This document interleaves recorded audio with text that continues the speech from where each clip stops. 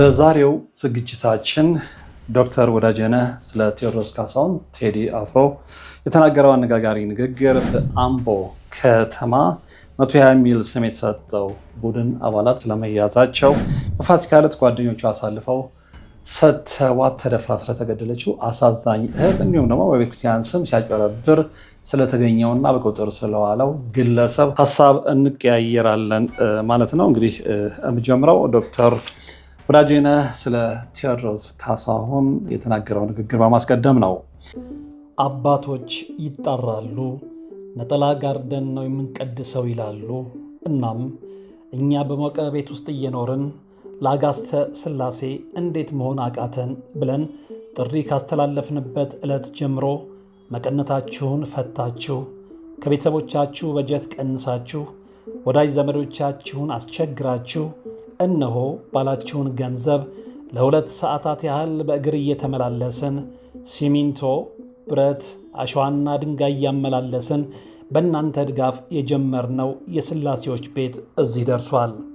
ለቀድሞ በሥላሴዎች ስም እያመሰገንን ለቀጣዩም እስክንፈጽመው ድረስ እንዳትተውን እየተማጸንን እንደጀመርነው በጋራ እንድንጨርሰው አደራ እንላለን። አሁንም ድጋፋችሁ አይለየን። በሊቦ ከምከም ወረዳ የመስኪየ ሥላሴ ቤተ ክርስቲያን አሰሪ ኮሚቴ እንዲህ ነው ያለው። ዝምተኛው ንጉሥ የቴዲ አፍሮ ቤት የነበረው ቆይታ። ቦታው መኖሪያ ቤቱ ነው። ፊት ለፊቴ ተቀምጧል። አጠገቡ ባለቤቱ ክብርት አርቲስት አምለሰት ተቀምጣለች። እራት ቀርቧል። ጥያቄ ጠየቅኩት። ቴዲ፣ ለአንተ የተለየ ቅዱስ ስፍራ የት ነው? አስቦ መለሰልኝ። ኢትዮጵያ ብሎ ዝም አለ። ያልገባው መሰለኝ። ደግሜ ጠየቅኩት። ማለቴ ከቅዱስ ስፍራዎች ለአንተ የተለየው ቦታ የቱ ነው? አሁንም እንደተረጋጋ መለሰልኝ። ኢትዮጵያ አለና አንገቱን ደፋ አደረገ። ለመጨረሻ ጊዜ ሞከርኩኝ እያስረዳሁት። ከአክሱም፣ ከላሊበላ፣ ከግሸን ከመሳሰሉት አንተ ልዩ ቅዱስ ቦታ የምትለው የትኛውን ነው? ቴዲ ፈገግ ብሎ አየኝና ሁሉንም ቅዱስ ስፍራዎች አከብራለሁ፣ ለእኔ ቅዱስ ቦታ ኢትዮጵያ ናት አለኝ። የክብር ዶክተር ቴዎድሮስ ካሳሁን እኔ ቀርቤ እንዳየሁት እጅግ በጣም መልካም ሰው ነው። 1. ቴዲ ለየትኛውም ብሔር ጥላቻ ወይም ንቀት የለበትም። የተለየ የብሔር ፍቅርም የለውም።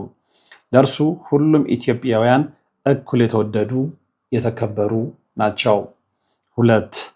ቴዲ አፍሮ የሚተማመነው በችሎታው በዝናው ወይም በገንዘቡ አይደለም። በሰራዊት ጌታ በልዑል እግዚአብሔር ግን እጅጉን ይተማመናል። የሚጠብቀኝ ሊቀ መልአኩ ቅዱስ ሚካኤል ነው ብሎኛል። 3. ቴዲ ክርስቶስን ይወዳል። በሳሎኑ ግድግዳ ላይ የተሰቀለው የዓለም መድኃኒት ኢየሱስ ክርስቶስ በትልቁ ተስሏል። ቴዲ ያንን ስዕል እያየ ይተርከዋል፣ ይገልጠዋል። የጌታ እናትም የልብ ወዳጁ ናት። 4. ቴዲ አፍሮ መዝሙር ያዳምጣል። የሚወዳቸውን 2 የድሮ መዝሙሮች ከፍቶ አሰምቶኛል። በራሱ ሃይማኖት ባይደራደርም ለሁሉም ሃይማኖቶች ክብር አለው። በራሱ ሃይማኖት ያሉትን የገዳም አባቶች ያከብራቸዋል፣ ይሰማቸዋል። 5. ቴዲ ሲናገር ቁጥብ ነው። ቃላት አያባክንም። በሚገባ አስቦ ነው የሚናገረው። ቃላቶቹን ያሻቸዋል፣ ያሽሞነሙናቸዋል፣ አጣፍጦ አሳምሮ ቀምሮ ያወጣቸዋል። ቴዲ ሲያወራ መስማት እንደ ሙዚቃው ነው። 6. ቴዲ አፍሮ ለትዳሩ ታማኝ ነው። አምለሰትን በስስት ዓይን ያያታል። እርሷም ሳራ አብርሃምን ጌታዬ ብላ እንዳከበረችው ባሏን በፍቅርና በክብር ትንከባከበዋለች። ባልና ሚስቱን በቤታቸው ማየት፣ በፍቅር ሲያወሩ መስማት እጅግ ደስ ያሰኛል። 7. ቴዲ ያለውን ዝና የሚያውቀው አይመስልም ወይም ትኩረት አይሰጠውም። ስለሱ ለማውራት ሲሞክር ወሬውን ፈጥኖ ይቀይረዋል። መሞገስን ይሸሻል። በጣም ትሁት ነው። ዝምተኝነቱ ኩሩ ሊያስመስለው ይችላል፣ ግን ቴዲ ኩሩ አይደለም። ሰውን በሁለት እጁ የሚጨብጥ ጎንበስ ብሎ እጅ የሚነሳ ጨዋ ሰው ነው። 8 ለቴዲ ሙዚቃ ህይወቱ ነው። በጣም ከፍተኛ የሙዚቃ ክህሎት ሚውዚካል ኢንተለጀንስ እንዳለው ይታወቃል። ኑሮ ከቤቱ ወደ ስቱዲዮ፣ ከስቱዲዮ ወደ ቤቱ ነው። የሙዚቃ ስራዎቹ የሚወደዱት በስጦታው ላይ ትጋት ተጨምሮባቸው ነው። ቴዲ የሙዚቃ ጂኒየስ ይመስለኛል። 9 ቴዲ አፍሮ መጽሐፍትን ያነባል። ለማንበብ ጊዜ ያለው፣ ታሪክ ይወዳል። ታሪክን በጥልቀት ይመረምራል፣ ይፈትሻል፣ ያሰላስላል። ቴዲ ጥሩ አሰላሳይ ቲንከር ነው። 10 ከቴዲ ጋር ባሳለፍኳቸው ሰዓታት የትኛውንም የፖለቲካ ሰው አንስቶ አላወደሰም፣ አልተቃወመም። ፖለቲካ አስተያየቶችን ሲሰጥ አልሰማሁትም። 11 ቴዲ አፍሮ ቀርበው ሲያዩት በሚዲያ ከሚታየው በላይ ልዩ ሞገስ፣ ውበትና ክብርን የተላበሰ ሰው ነው። ጃኬት በቲሸርትና በጂንስ ለብሶ ዘውድ የጫነ ካባ የደረበ በትረ መንግስት የጨበጠ ንጉስ ይመስላል። 12 ቴዲ ሐሙስ ከሚወጡት ስራዎቹ ሀገራዊ የሆኑትን ሁለቱን ከፍቶ አሰምቶኛል። እጅግ በጣም አስደናቂ ናቸው። ለሀገርና ለሕዝብ ያለውን ፍቅር የሚያንጸባርቁ ታሪካዊ ስራዎች ናቸው። የክብር ዶክተር ቴዎድሮስ ካሳሁን ስራውን እንዲሰራ እንፍቀድለት። ቴዲን መጥላት ይቻል ይሆናል፣ በቴዲ መጠላት ግን አይቻልም። ንጹህ በሆነው ልቡ ውስጥ ጥላቻ የለም፣ ፍቅር ያሸንፋል ሲል በፍቅር ተሞልቶ ነው። ማንንም የመጉዳት አቅም የለውም። ወንድማችንን ያለ ልዩነት እንቀበለው። ሊወደድ፣ ሊደነቅ፣ ሊከበር የሚገባው ስጦታችን ነው ሲል ነው እንግዲህ ዶክተር ወዳጄነህ መሐረነ ቴዎድሮስ ካሳሁን ቴዲ አፍሮን የገለጸው ማለት ነው። እንግዲህ በቀጣይነት የምንመለከተው እጅግ እንግዲህ ከሰሞኑ በጣም አነጋጋሪ የሆነ አንድ ቪዲዮ ተለቆ ነበር። ሁላችሁም እንደምታስታውሱት ያ ቪዲዮ በአምቦ ከተማ ውስጥ 3 ወጣቶችን አንድ ግለሰብ እጅግ በጣም ሰቅጣጭ ዘግናኝ በሆነ ሁኔታ ሲደበድብ የሚያሳይ ነው እና ያ ቪዲዮ በራሳቸው በደብዳቤዎቹ ግሩፕ ነው የተባለው ተቀርጾ ከተለቀቀ በኋላ በጣም ብዙዎችን አነጋግሯል፣ አናዷል፣ አበሳይቷል። አምቦ ከተማ ውስጥ ሕግና ፍትህ የለም ወይ የሚል ጥያቄ እስከ ማስነሳት ደርሷል እና ብዙዎች ይህንን ድርጊት የፈጸሙ ግለሰቦች ከሕግ በላይ አይደሉም እና በሕግ ሊዳኙ ይገባል የሚል የግል አስተያየትም ተሰጥቶበታል። እንግዲህ በአምቦ ከተማ ስጋት የነበረው የዘራፊዎች ቡድን ከዛ ጋር በተያያዘ በቁጥጥር ስር መዋሉ ነው የተነገረው።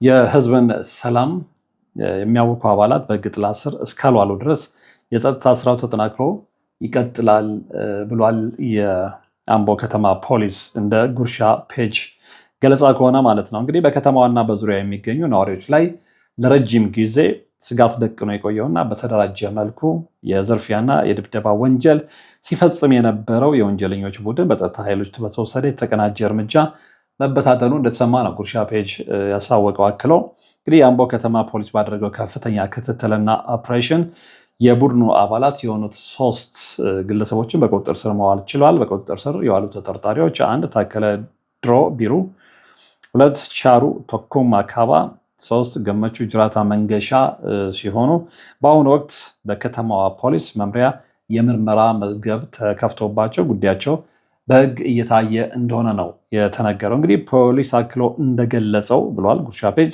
የቡድኑ አስተባባሪ ነው ተብሎ የሚጠረጠረው ካሳይ ቀነኒሳና እነዚህን በዝርፊያ ተግባር የተሰማሩና ከአካባቢ ያመለጡ ግለሰቦችን ካሳይ ቀነኒሳና አብዲሳ ጉደታ ያየ ወይም መረጃ ያለው ማንኛውም ዜጋ በአቅራቢያው በሚገኝ የፖሊስ ጣቢያ ጥቆማ መስጠት የዜግነት ድርሻው እንዲወጣ ጥሪ ቀርቧል ሲልም ጥሪ ቀርቧል። ሰላማችንን በጋራ እንጠብቅ የአምቦ ከተማ ፖሊስ ሲልም ጉርሻ ፔጅ ዘግቧል። እንግዲህ ያ ቪዲዮ ከተለቀቀበት ዕለት ጀምሮ እጅግ በጣም ብዙዎች የግል አስተያየት ሲሰጡ የተለያዩ ማህበራዊ ሚዲያዎችም ጉዳዩን ለአድማጭ ተመልካች ሲያቀርቡ ታይቷል እና ያንን የተመለከተው ሁሉ እንግዲህ የራሳቸውን ግብረ መልስ ሰጥተውበታል እና አብዛኛዎቹ እንግዲህ እዛ ስፍራ ላይ ሕግ የለም ወይ ፖሊስ ምን እየሰራ ነው የሚል ነገር ነው እያነሱ የነበረው ማለት ነው። ያም ሆኖ ግን እነዚህ መረጃዎች ከወጡ በኋላ በጣም አሳዛኝ የሆነው ነገር ምንድን ነው? እነዛ በግፍ አንድ ቤት ውስጥ ተዘግቶባቸው ሲደበደቡ የነበሩ 3 ግለሰቦች የቀን ሰራተኞች እንደሆኑና ውሃ ጠምቷቸው እንግዲህ በውሃ ጥም የደረቀ ጉሮሯቸውን ለማርጠብ አንድ ቤት ያንኳኳሉ። ያን ቤት አጋጣሚ ሆነው የደብዳቤው ግለሰብ እንደሆነ ነው የተናገረው እና ምን ፈልጋችሁ ነው የመጣችሁት? እኔን አታውቁም ወይ? ማን እንደሆንኩኝ አታውቁም ወይ? በሚል 3ቱ ልጆች ይዞ እንግዲህ ለብዙዎች በተለቀቀው ቪዲዮ እንደታየው በግብ ሲደበድባቸው ነው የታየው እና ውሃ ጥም ያቃጠለው የቀን ሰራተኛ ውሃ ሊለምን ሄዶ በር ስላንኳኳ የዚህ አይነት ግፍ ሊፈጸምበት ይገባል የብዙዎች ጥያቄ ሆኗል ማለት ነው። ከዚህ ጋር በተያያዘ ግን በጣም በሚገርም ሁኔታ ደግሞ ጀዋር መሐመድ የራሱን አስተያየት ሰጥቷል እና ምንድነው ያለው እሱ በፌስቡክ ገጹ ላይ እንግዲህ እነዚህ ሰዎች እንኳን ሊያዙ ይቀርና ትላንት ማክሰኞ መሆኑ ነው ጭራሽ ሌሊት በየሰው ቤት እየዞሩ የካቢኔ አባላትንና ወጣቶችን ለሚዲያ አጋልጣችሁናል ብለው ሲያስፈራሩ ነበረ። እንደውም 7 ግለሰቦችን አስረው ፖሊስ ጣቢያ አስረዋል የሚል ነገር የፌስቡክ ገጹ ላይ ለቋል። እውነቱ ምንድነው የሚለውን እንግዲህ ወደፊት ጠርቶ እንሰማዋለን ብዬ አምናለሁ። ነገር ግን በእነዚህ አይነት ሁኔታ የቀን ሰራተኞችን የደከሙ በውሃ ጠም የተቃጠሉ የቀን ሰራተኞችን በዛ አይነት ሁኔታ የሚደበድቡ ግለሰቦችስ ውስጣቸው ሰዋዊነት አልተፈጠረም ወይ የሚለው በራሱ አነጋጋሪ ነው እና የርህራሄ ልብ ርቆናል ማለት ነው። ፈሪሃ እግዚአብሔር ከኛ በጣም ርቋል ማለት ነው። እንኳን በውሃ ጠም የተቃጠለ የቀን ሰራተኛን ይቅርና እንደው አልፎ የሀያጅም ቢሆን የተመቸውም ሰው ቢሆን የእግዚአብሔር ቤት ነው። እንግዲህ ቤት ለእግዚአብሔር ይባል ነበር ድሮ አይደለ? አንድ ሰው ደክሞት ማረፍ ሲፈልግ እንኳን ውሃ ሊጠይቅ ይቅርና ማረፍ ሲፈልግ ቤቶች እባካችሁ ውሃ ጠምቶኛል፣ የመሸብኝ እንግዳ ነኝ አሳድሩኝ ሲባል የነበረው ኢትዮጵያዊ ባህል ይታወቃል። አሁን ግን ቤቴን ለምኳኳችሁ በሚል በነዚህ አይነት ሁኔታ ሊያምነው በጣም እጅግ በሚሰቀጥጥ ሁኔታ ግለሰቦችን መደብደብ በብዙዎች ዘንድ ቁጣን አስነስቷል ማለት ነው። በእርግጥ እንግዲህ የአምቦ ፖሊስ ስራ ይጠበቅበታል፣ የጸጥታው ክፍሎም ስራ ይጠበቅበታል። ይሄ ብዙዎች የሰጡት አስተያየት ነው። እናም አንዳንድ ዘገባዎች የተወሰኑት በከፊል የተጠቀሱት ሰዎች ብቻ ናቸው እንጂ የተያዙት ዋናዎቹ አልተያዙም የሚል ነገር ተናግረዋል። አንዳንድ ቦታ ላይ ደግሞ እንግዲህ ዋናውን ደብዳቤው ግለሰብ እንደተያዘ ነው እየተነገረ ያለው።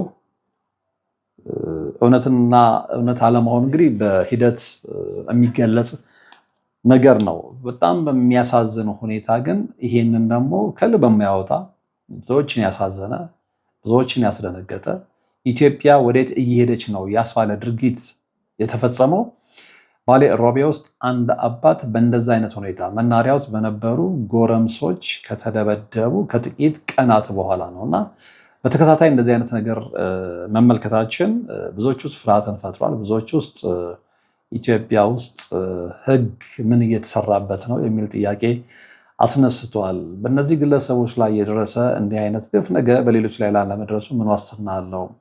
ዜጎች ወጥተው የመግባት ሕገ መንግስታዊ ነፃነታቸው እስከየት ድረስ ነው?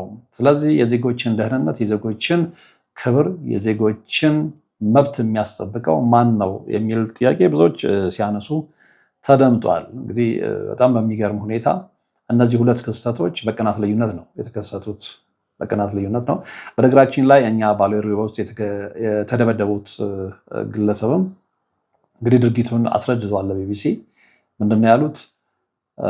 ሰነዶቻቸውን ይዘው እንግዲህ ከዛ ቦታ ላይ ወደ አጋርፋ ወደ መኖሪያቸው ሊሄዱ ሲሉ ነው። ወደ መናሪያ ሲሄዱ አንድ ወጣት ይጠራቸውና ወደ እሳቸው እየተራመደ ይመጣል። አመጣጡ አላማራቸውም። ከዛ ስልኬን ወስደህብኛል በሚል የተነሳው መደብደብ ይጀምራል። ሌሎችም ግልብጥ ብለው ይመጣሉ። እንግዲህ በተመለከትነው አይነት ሁኔታ እኛ ትልቅ አባት ላይ የዚህ አይነት ግፍ ይፈጸማል ማለት ነው። ከዛ በኋላ እንግዲህ ያንን ቪዲዮ የተመለከቱ የተለያዩ ሰዎች እሳቸውም እንደተናገሩት ለቢቢሲ በአካውንታቸው ላይ የተወሰነ ገንዘብ አስገብተዋል። ነገር ግን ከዛ ጋር ተያይዞ የሰማነው ነገር ነበረ 500 ሺህ ብር በአዋሽ ባንክ በኩል እንደተሰጣቸው እንዲሁም ደግሞ የ400 ካሬ ሜትር ቦታም እንደሰጣቸው ተነግሮ ነበር። እሳቸው ግን ለቢቢሲ የተናገሩት ግለሰቦች ካስገቡልኝ የተወሰነ ገንዘብ ውጭ እስካሁን በእጄ ላይ የደረሰ ነገር የለም የሚል ነገር ነው ሲናገሩ የተደመጠው።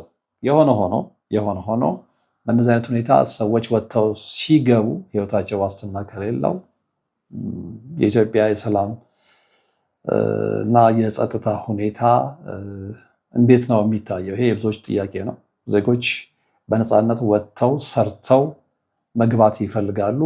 አሁን ግን ነገሮች ለዛ ምቹ እየሆኑ እንዳልሆነ በተግባር እየተመለከትን ነው እና ከመቼውም ጊዜ በላይ እንግዲህ የጸጥታና የፍትህ አካላት በዚህ ጉዳይ ላይ ሊሰሩ ይገባል።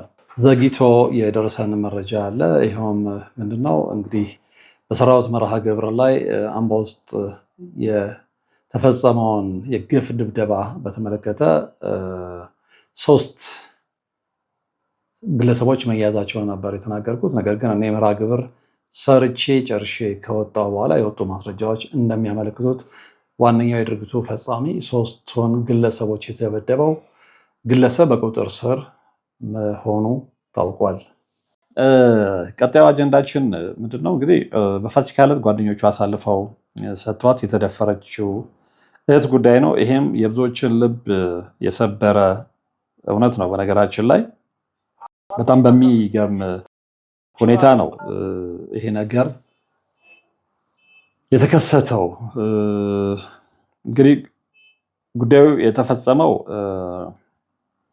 በቴፒ ከተማ ነው። በቴፒ ከተማ እንደሆነ ነው የተነገረው ዘገባ ላይ። እንግዲህ በዚህ ጉዳይ ላይ የጻፈው ዘገባ እንደሚያመለክተው በፋሲካ ዕለት ተደፍራ ተገኘች። እንድትደፈር ደግሞ ጓደኞቿ ሁኔታዎችን እንዳመቻቹ ነው የተነገረው እና በቴፒ ከተማ የፋሲካ ዕለት ሴት ጓደኞቿ አሳልፈው የሰጧት ወጣት ወይንሸት ተደፍራ ሕይወቷ እንዳለፈ ነው የተነገረው። ሙሉ ስሟ ወይንሸት ወዳጆ እንደሚባል ነው የተገለጸው። ተወልዳ ያደገችው በደቡብ ምዕራብ ኢትዮጵያ ሸካ ዞን የኪ ወረዳ ሾሻ ቀበሌ ቢሆንም ከቅርብ ጊዜያት ወዲህ ግን ቤተሰቦቿ መኖሪያቸውን ቴፒ ከተማ ሰላም ቀበሌ ዳውሮ ሰፈር አድርገው መኖር ጀምረው ነበር ይላል ዘገባው። ወይንሸት የፋሲካ ዕለት ከቀኑ 11 ሰዓት አካባቢ ከሁለት ጓደኞቿ ጋር በመሆን ለመዝናናት በሚል ከቤት ትወጣለች። ግን ወጥታ አልተመለሰችም፣ በዚያው ትቀራለች። የልጃቸው ወደ ቤት መመለስ ያስጨንቃቸው አባት ሌሊቱን ሙሉ እንቅልፍ ባይናቸው ሳይዞር ነው ያደሩት። በማግስቱ ግን እንግዲህ የሰሙት ዜና እጅግ በጣም ከባድ የሆነ ሀዘንን አስከትሎ ነው የመጣው ማለት ነው እና ከፍተኛ የሆነ ድንጋጤ ውስጥ ነው የከተታቸው። ልጃቸው ወይንሸት ተደፍራ ተገድላለች። እንግዲህ ወንጀሉ የተፈጸመው በአዲስ ብርሃን ቀበሌ በተለምዶ አሮጌው ቀበሌ ሰፈር ተብሎ በሚጠራው አካባቢ እንደሆነ ነው የተነገረው። ወንጀሉ መፈጸሙን መረጃ የደረሰው የቴፒ ከተማ ፖሊስ ብርቱ የሆነ ክትትል በማድረግ ወንጀለኛውን ሾሻ ቀበሌ ውስጥ ሰኞ ምሽት ላይ ከተሸሸገበት ስፍራ በቁጥጥር ስር መዋሉን የከተማው ፖሊስ መረጃ እንደሚያመለክት ነው ዘገባው የሚያስረዳው። እንግዲህ ይህንን አሰቃቂ የወንጀል ድርጊት ፈጽሟል ተብሎ ከተያዘው መሐመድ በሺር ከሚባል ግለሰብ በተጨማሪ ለደፋሪው ተደራድረው አሳልፈው የሰጧት 2 የሴት ጓደኞቿም ተይዘው ምርመራ እየተደረገባቸው የሚገኝ ሲሆን ለድርጊቱ ፈጻሚዎች ጠንከር ያለ የፍትህ ውሳኔ እንዲሰጥ የከተማዋ ነዋሪዎች እየጠየቁ እንደሚገኙ ተሰምቷል ነው የተባለው እና እንዳለመታደል ሆኖ እንግዲህ ሰው ልብ ወደ ምንነት እየተቀየረ እንደሆነ በጣም እንቆቅልሽ እየሆነ ነው። የምንሰማው ድብደባ ነው፣ የምንሰማው ግድያ ነው፣ የምንሰማው አፈና ነው፣ የምንሰማው ዘርፊያ ነው፣ የምንሰማው በገንዘብ አሳልፈው ሰጡ ነው። እንግዲህ እቺ ወጣት ተደፍራ ተገደለች የተባለችው ወጣት ጓደኞቿ ተደራድረው አሳልፈው እንደሰጧት ነው የተነገረው። ስለዚህ ዛሬ ጓደኛ አሳልፈው በገንዘብ ይሸጣል ማለት ነው። ይሄ ዛሬ የምንመለከው ኢትዮጵያዊነት ከየት የመጣ ነው? ብዙ ነገሮች ኢትዮጵያ ውስጥ ቀለማቸው ተቀይሯል። መተዛዘኑ፣ አንዱ ለአንዱ ማለቱ፣ መከባበሩ፣ አንዱ ለአንዱ መኖሩ ኮምፕሊት እየተሸረሸረ መጥቷል። እየተመለከትን ነው። እንግዲህ እስካሁን እንኳን እኔ ከነገርኳቸው ውስጥ ሁለቱ መረጃዎች ሰሞኑን በጣም ቫይራል ወጥተው የነበሩ መረጃዎች ፓሊሮቢት ስለተደበደቡት አባት እንዲሁም ደግሞ አምቦ ከተማ ስለተፈጸመው ግፍ ነው እየተነጋገርን ያለ ነው። እሱ ሳያንሰን ነው በዛ ልባችን ተሰብሮ ሳይጠገን እንደገና የዚችን ልጅ በሴት ጓደኞቿ ተላልፋ ተሰጣ በድርድር ተደፍራ ስለመገደሏ እየተሰማን ነው እና ኢትዮጵያኖች ወዴት እየሄድን ነው? ምንድነው ኢትዮጵያ ውስጥ እየሆነ ያለው? ምንድነው የመጣብን እርግማን? ምን የሚሉት ከርስ ነው? ስለዚህ ስለ ነገ ህይወታችን ምንድነው ዋስትናችን? ልጆች ወጥተው እስኪገቡ ምንድነው ዋስትናቸው? አባቶች ወጥተው እስኪገቡ ምንድነው ዋስትናቸው? እናቶች ወጥተው እስከሚገቡ ምንድነው ዋስትናቸው? እህት ወንድሞች ወጥተው እስኪገቡ ምንድነው ዋስትናቸው? ሰው አውሬ ሆኗል፣ ከአውሬ ብሷል። የሰው ከአውሬነት መባስ ሳያንስ የህግ ውልልነት ከምን የመጣ ነው? ሉዓላዊ ሀገር እንደሆነች እናውቃለንም እየተነገረንም ነው። ግን ህገ መንግስት ያላት ህግ ያላት የፍትህ አካል ሪፕሬዘንት የሚያደርግ መስሪያ ቤት ያላት ሀገር በእንደዚህ አይነት ሁኔታ ዜጎች ዝም ብሎ በማንም ጉልበተኛ ሲደበደቡ፣ ታፍነው ሲወሰዱ፣ እንደፈለገው ጉልበተኛው ሲቀልድባቸው የህግ አካላት ስራ ምንድን ነው? ግዴታ ምንድነው የሚባለው? ከነዚህ አይነት ስጋት ለመዳን ወይ ግዴታ የፖሊስ ቤተሰብ አባል መሆን አለብን ወይ የባለስልጣን ዘመድ መሆን አለብን ወይ? እንዲህ አይነት ግፍ ያለምንም ርኅራኄ እየደረሰ ያለው በምስኪን ዜጎች ላይ ነው። ደግሞ በጣም ምንም በሌላቸው ቅድም ተናግራል። እንግዲህ አምቦ ከተማ ውስጥ የቀን ሰራተኞች እንደሆኑና ውሃ ሊጠጡ ውሃ ጠምቷቸው ሊጠጡ ሊለምኑ የሄዱ ሰዎች ላይ ነው እንደዚህ አይነት ግፍ የተፈጸመው። አባት ባሌሮ ቤት የተደበደቡት አባት ስንመለከት ኖርማሊ የጤና ባለሙያ ናቸው። ሊያውም ለ30 ምናምን ዓመታት አንድ ቦታ ላይ ያገለገሉ ማለት ነው። ስለዚህ የእነዚህን ሰዎች ህይወት ማን ነው የሚጠብቀው? ኢትዮጵያዊዎች አይደሉም? ኢትዮጵያዊ ዜጎች አይደሉም? ከሀገራቸው ውጭ የት ይሄዱ? እና እዚህ ላይ አሁንም እኔ የህግ አካላት አሁን ነው እንግዲህ በምን አይነት ሁኔታ ሊነገራቸው እንደሚገባ በጣም ከባድ ነው እና ህጉ ላይ በጣም ካልተሰራ ከዚህ የባሱ ልብ የሚያደሙ ብዙ ታሪኮችን ልንሰማ እንችላለን። እንደውም አንዳንዶቹ እንደሚጠቁሙት ይሄ በአደባባይ ወጥቶ ስለተመለከትን ነው እንጂ ውስጥ ለውስጥ ምንም ሚዲያ ያላወጣው ስንት ግፍ ይፈጸም የለም የሚሉ አስተያየቶችን አንብበናል። እና እባካችሁ የሚመለከታችሁ አካላት በዚህ ጉዳይ ላይ ተግታችሁ ስሩ። ዛሬ የሌላው ዜጋ ህይወት ምንም ካላሳሰባችሁ ነገ እናንተ ቤት ላይ ሊመጣ ይችላል። ስለዚህ ነግበኔ ነው እና ከባድ ነው። ሁሉ ነገር ከአቅም በላይ የሆነ ነው። እግዚአብሔር እንግዲህ ኢትዮጵያን ይጎብኛት ነው። ሌላ ምን ማለት ይቻላል? በመጨረሻ እንግዲህ እንድናየው የፈለግኩት ምንድን ነው፣ በቤተክርስቲያን ስም ሲያጭበረብር የነበረ ግለሰብ በተመለከተ አንድ መረጃ እጄ ላይ ደርሷል። ያንን መረጃ ነው የምንመለከተው። ይህ መረጃ እንግዲህ ብዙዎች ተነጋግረውበታል። እንግዲህ የውሸት መሐንዲስ ነው ይሄ ሰው እና ነገር ግን ቤተክርስቲያንን እንደሚያሰራ ለቤተክርስቲያን የተቆረቆረ በመምሰል ቤተክርስቲያናትን ሲያጭበረብር ነበረ። ነገር ግን እንግዲህ አሁን በቁጥጥር ስር ውሏል እና በሐሰተኛ መሐንዲስ ስም ነበረ ቤተክርስቲያናትን ያጭበረብራል የተባለው። ህብረተሰቡ እንግዲህ መሰል የማታለያ ስልቶችን በመለየት ራሱን ከወንጀለኞች ሊጠብቅ ይገባል የሚል ማስተያየት ሰጥቷል። የድርጊቱ የተፈጸመው ሳውላ ውስጥ ነው።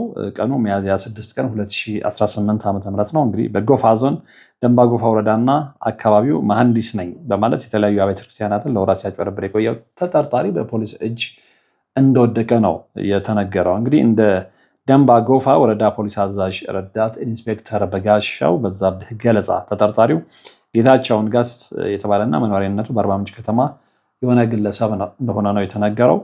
እንግዲህ ተጠርጣሪው ራሱን የሶዶ ሳውላ ድንኬ አስፋልት ተቋራጭ ድርጅት መሐንዲስ ነኝ በማለት ማስታወቅ ነበር ድርጊቱን ሲፈጽም የቆየው እና ይህ ተጠርጣሪ እንግዲህ በተለይ የሚከተሉት አብያተ ክርስቲያናት ላይ በጣም ታርጌት አድርገው ኢላማ አድርገው እንደነበረ ነው የተነገረው። ቤተክርስቲያኖቹ እንግዲህ ቡልቄ አንኳር ሴማ፣ ኦይዳ የቅዱስ ሩፋኤል፣ ደንባ ጎፋ፣ ዙሊዝ ፂላ፣ ፋልካ አዋየ የተባሉ አብያተ ክርስቲያናት ላይ ትኩረት አድርገው እንደነበር ነው የተነገረው። እንግዲህ ግለሰቡ ለቤተክርስቲያናቱ የሎጂስቲክስ ድጋፍ አድርጋለሁ በሚል ሰበብ ለስራ ማስጀመሪያና ለትራንስፖርት ይሆነኛል በማለት በተለያዩ ሰዎች አካውንት ገንዘብ እንዲላክለት ሲያደርግ ቆይተዋል ነው የተባለው። በዚህም መሰረት በአጠቃላይ 105,700 ብር በማጭበርበር ተሰውሮ መቆየቱ ነው የተገለጸው። እንግዲህ ለወራት ተሸሽጎ የቆየው ተጠርጣሪ በድጋሚ ተመሳሳይ የወንጀል ድርጊት ለመፈጸም ሲንቀሳቀስ ከህብረተሰቡ በደረሰ ጥቆማ መሰረት በቁጥጥር ስር እንደዋለ ነው የተነገረው። በአሁኑ ወቅት እንግዲህ ግለሰቡ በፖሊስ እጅ የሚገኝ ሲሆን በዝርዝር ምርመራ እየተካሄደበት መሆኑን ረዳት ኢንስፔክተሩ አረጋግጠዋል። እንግዲህ ፖሊስ በመጨረሻ ህብረተሰቡ ማንኛውንም አጠራጣሪ ድርጊት ሲመለከት ለጸጥታ አካላት ጥቆማ መስጠት ትብብሩን እንዲቀጥል ነው ጥሪ ያስተላለፉት። ዛሬ በቤተክርስቲያን ስም የሚያጭበረብሩ በጣም በርካታ ሰዎች አሉ። በነጠላ ተሸፍነው ከቤተክርስቲያን የተገኘውን ገንዘብ ለግል ጥቅማቸው የሚያውሉ እጅግ በርካታ ግለሰቦች፣ ቡድኖች፣ ድርጅቶች እንዳሉ ይታወቃል። ግን ያው እግዚአብሔር ደግሞ ማዋረድ ሲጀምር ያዋርዳል። እንደሱ አይደለም፣ ሲታገስም ይታገሳል። ማዋረድ ሲጀምርም ደግሞ እንዴት ማዋረድ እንዳለበት ያውቃል። ስለዚህ ይህንን አውቀው በዚህ ድርጊት ላይ የተሰማሩ ሰዎች ከድርጊታቸው እንዲቆጠቡ እግረ መንገድ የሚሰሙን ከሆነ መልዕክት ማስተላለፍ እንፈልጋለን። እንግዲህ ለዛሬ ወደ እናንተ ቢደርሱ ግንዛቤ ያስጨብጣሉ ያልኳቸው መረጃዎች የተከታተላችኋቸው ነበሩ። በቀጣይ በሌላ መርሃ ግብር ነው የምንገናኘው። እስከዛው ግን በያላችሁበት ሰላም። አባቶች ይጣራሉ፣ ነጠላ ጋርደን ነው የምንቀድሰው ይላሉ። እናም እኛ በሞቀ ቤት ውስጥ እየኖርን ለአጋስተ ሥላሴ እንዴት መሆን አቃተን ብለን ጥሪ ካስተላለፍንበት ዕለት ጀምሮ መቀነታችሁን ፈታችሁ፣ ከቤተሰቦቻችሁ በጀት ቀንሳችሁ፣ ወዳጅ ዘመዶቻችሁን አስቸግራችሁ እነሆ ባላችሁን ገንዘብ ለ2 ሰዓታት ያህል በእግር እየተመላለስን ሲሚንቶ፣ ብረት፣ አሸዋና ድንጋይ እያመላለስን በእናንተ ድጋፍ የጀመርነው የሥላሴዎች ቤት እዚህ ደርሷል። ለቀድሞ በሥላሴዎች ስም እያመሰገንን ለቀጣዩም እስክንፈጽመው ድረስ እንዳትተውን እየተማጸንን እንደጀመርነው በጋራ እንድንጨርሰው አደራ እንላለን። አሁንም ድጋፋችሁ አይለየን። በሊቦ ከምከም ወረዳ የመስኪየ ሥላሴ ቤተ ክርስቲያን አሰሪ ኮሚቴ